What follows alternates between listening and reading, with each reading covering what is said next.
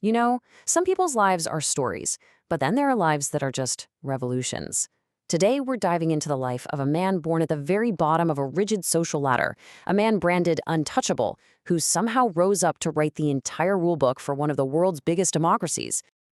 These words, they're from Dr. Ambedkar's last big speech to the assembly that had just finished creating India's constitution. And wow, they get right to the heart of everything. They perfectly lay out the central struggle of his entire life. This huge gap between having equality on paper and the harsh reality of inequality in day-to-day life. So, that's the big question we're tackling here. How on earth does that happen?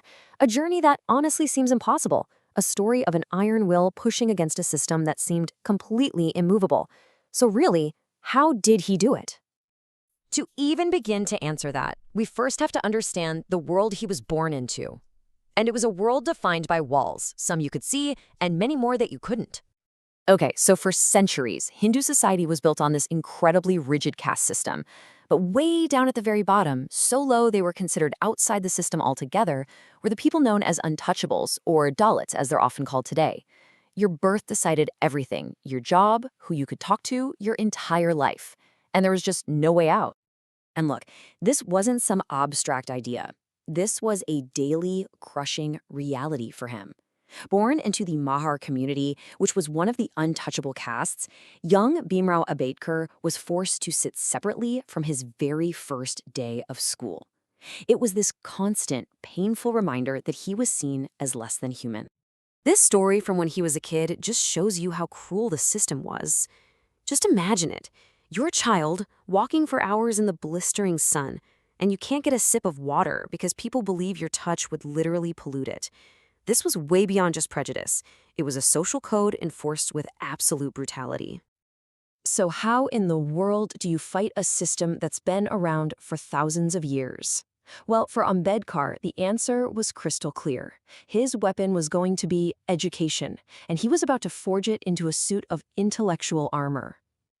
I mean, the pace of his academic career is just staggering. Thanks to his scholarship from a progressive Maharaja, Ambedkar didn't just study, he absolutely devoured knowledge. In just 10 years, he earned a PhD from Columbia, a doctorate from the London School of Economics, and became a barrister.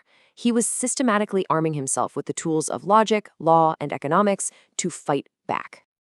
So, armed with one of the best educations you could possibly get, Dr. Ambedkar comes back to India.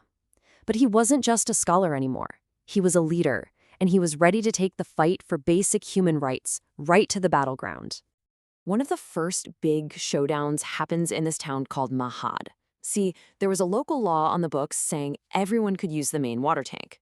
But in reality, nothing changed. For the untouchables, that law was just a piece of paper that the upper castes completely ignored. So, Ambedkar decides he's going to make that piece of paper real. He leads thousands of his followers on a peaceful march right up to that tank. In there, he does something so simple but so incredibly revolutionary. He bends down, scoops up the water, and drinks it. He wasn't just claiming water, he was claiming their humanity. Well, the backlash was instant, and it was brutal. Mobs attacked the peaceful marchers as they were leaving town, and then the upper castes actually performed a religious ritual to purify the tank with cow dung and urine, just to wash away the pollution of an untouchable's touch. Now, the fight also moved into the halls of power, and it led to this major disagreement between two giants of India's freedom movement.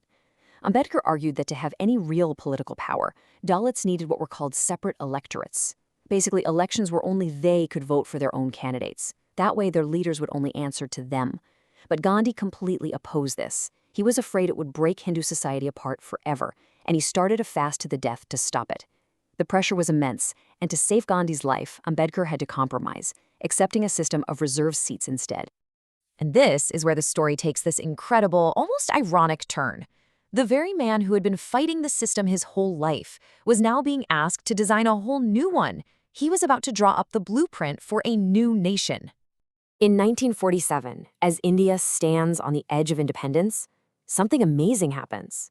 Dr. Ambedkar, the man who was the system's biggest critic, was made the chairman of the committee that would write India's new constitution. The ultimate outsider was now the ultimate insider, in charge of building the legal foundation of justice and equality for every single citizen. And what he produced was just monumental. We're talking 395 articles. It became one of the longest, most detailed constitutions anywhere in the world. And Ambedkar's fingerprints are all over it, especially in the section on fundamental rights, which officially banned untouchability and made equality the law of the land.